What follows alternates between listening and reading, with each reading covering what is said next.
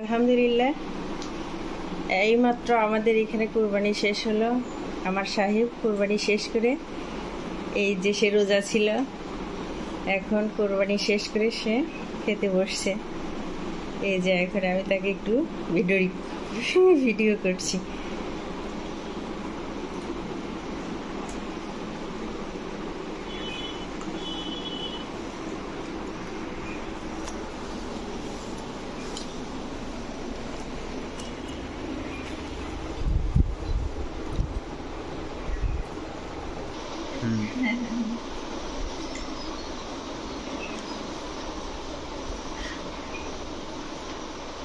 খাও খাও, ভালো করে খাও।